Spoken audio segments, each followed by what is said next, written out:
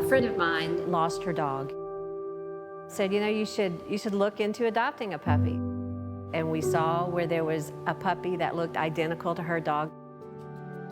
I went there. There was that little puppy, and I saw that all of these animals had red X's on their cages, and the red X meant their day was up.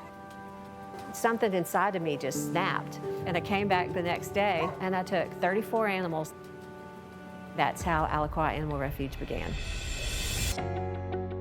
We've grown from one volunteer in my backyard to over 400 volunteers, and now we are building an incredible future for Alaqua. Standing here on this property is chilling. We're going to create a welcoming home for all of the native wild animals that can't be released back into the wild. Right now we're in one of our dog adoption areas.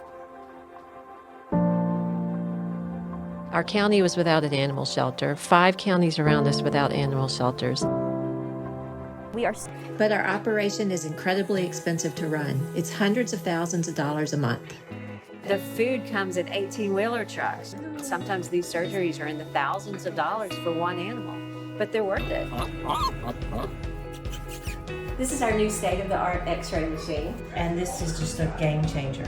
It's so expensive to go to a vet's office. This is just amazing for us to have this on site. We definitely rely on volunteers to support our mission, and we have all of these people who have joined us to make this a reality. Alaqua is one of the most extraordinary organizations of its kind anywhere in the country.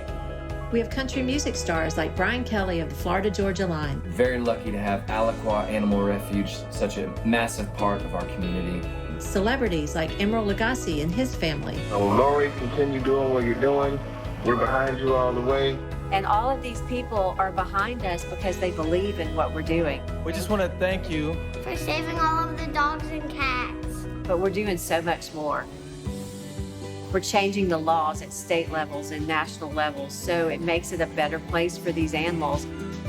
We were getting an abundance of horses with cruelty cases, and we decided that we could help people by giving these senior animals a job at equine therapy.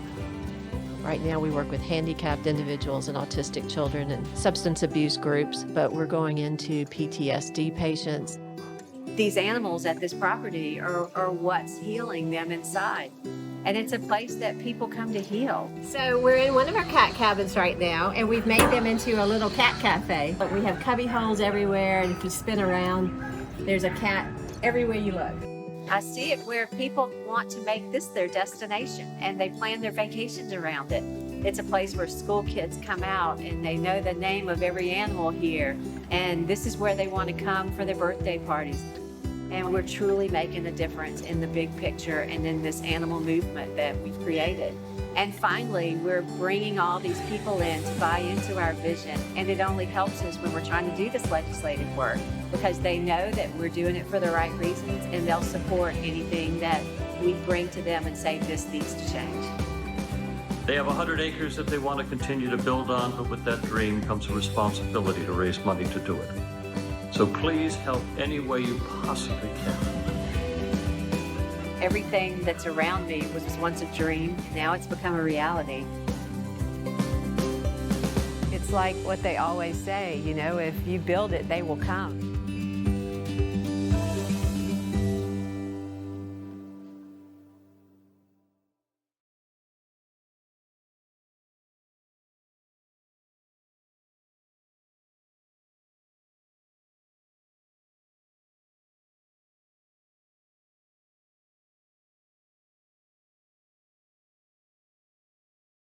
I deal with so many resource guarders, hundreds and hundreds every year in my board and train programs, in my private sessions, online. And I can tell you one thing, one bit of advice that I can give you. If you want to prevent resource guarding, or you already have a resource guarder, one of the most valuable things I can say to you is that free resources are unclaimed resources. And that means if you just leave the food down in the bowls, that's a free resource.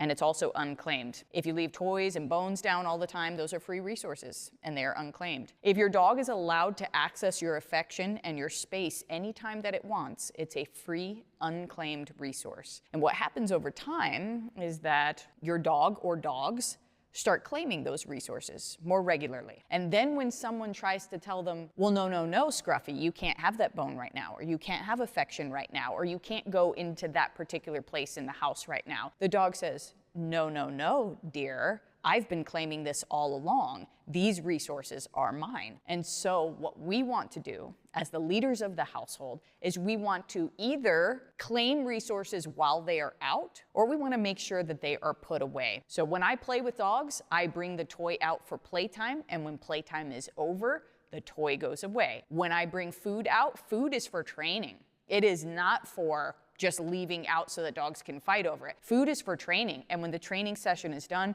food goes away. Affection has its certain place in my relationship with the dogs as well. It is not free access. You cannot come take it from me anytime that you want. You cannot demand it from me whenever you want. You can come in, and if I decide that it's time, an appropriate time for affection, I will give it to you, and we will share that bond, and then it will be over afterwards. The more that you claim and control resources, the less likely you are to have resource guarding, and the less likely your resource guarder is to continue resource guarding. Keep this in mind, especially if you have a multi-dog household. Have you ever heard of littermate syndrome amongst dogs? That's where you purchase or adopt two puppies from the same litter. Or sometimes littermate syndrome can occur, just two puppies that are adopted or purchased at the same time, even if they're from separate litters. And littermate syndrome is a really dangerous game. These are behavioral issues that can develop from having two puppies of the same age growing up together, whether littermates or not littermates. And this doesn't happen with all puppies that grow up together. It just happens often enough for us to take note of it. Littermate syndrome can mean that the puppies bond more with each other than they do with the human beings around them. So it's very difficult for them to train. It's also very difficult for them to learn to be independent from one another. So we get lots of separation anxiety issues that come along with that. In addition to that, because they bond so heavily with one another, very often they wind up becoming aggressive when their nature isn't necessarily aggressive. They're so bonded with this dog that they can't create good social behaviors with any other dogs. They're so bonded with this dog, they can't create good social behaviors with children and other people. So they wind up being reactive or aggressive because they've bonded too heavily with the puppy that they were adopted or purchased with. In addition to that, you can also get some other things that wind up being a problem. You ever heard of sibling rivalry, sibling jealousy, things like that? Well, sometimes if we purchase, especially dogs of the same gender, from a litter or from a rescue or shelter or something like that, very often these dogs will wind up butting heads when they go through sexual maturity, social maturity, etc., and we can get some very nasty fights that come out of this. So general rule of thumb, don't purchase puppies of the same age, don't adopt puppies of the same age at the same time. Try to stagger that out so we don't get dogs that are codependent or possibly aggressive towards one another or the world around them just because they bonded too heavily with the dog next to them rather than the people around them.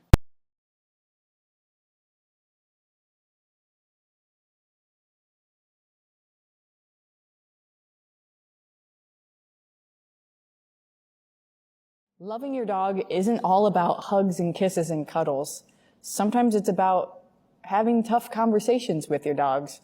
My daughter's 10 years old, and sometimes I have to have tough conversations with her about the need to eat her vegetables, the need to go to bed at a reasonable hour, the need to do her homework or to get to school on time or, clean her belly button or whatever it is. Sometimes I have to have those more challenging conversations. And right now, she doesn't completely understand why I do challenge her on those situations. But when she turns 25 and becomes an adult, and she has really healthy teeth, and she has a good sleep cycle, and she finished school, and she has a good work ethic, and all of these other types of things, she's going to thank me. And she's going to see that for the love in which it was intended.